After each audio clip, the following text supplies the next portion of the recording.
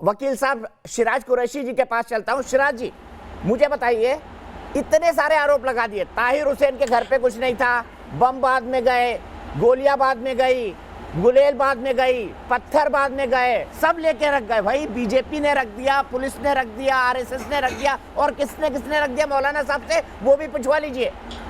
ये मौलाना है। देखिए, जो मैं आपको पहले से ही बता रहा था कि जो दिल्ली में शाहीन बाग और अन्य जगहों पे ये आंदोलन खड़े किए गए थे सीए के विरोध के नाम पे, वो बिल्कुल ही असंवैधानिक थे। क्यों? क्योंकि उनने कभी सीए का ड्राफ्ट पढ़ा ही नहीं। सीए का जब ड्राफ्ट पढ़ते तो उनको समझ में आता था कि पॉइंट 2 में भारत के मुसलमानों के बारे में तो उसमें जिक्र भी नहीं है।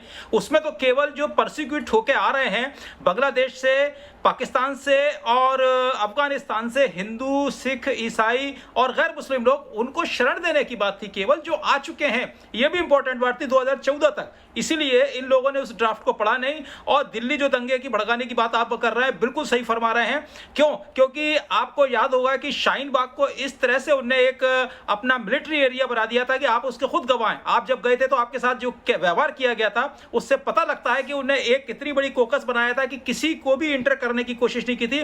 दूसरी बात यह है कि वो शाहीन बाग का आंदोलन रोड पे खड़े होकर किया गया था, जिससे कि नोएडा और उधर से आने वाले लाखों लोगों को रोज परेशानी हुई थी। यह इस्लामिक तरीके का आंदोलन नहीं था बिल्कुल भी।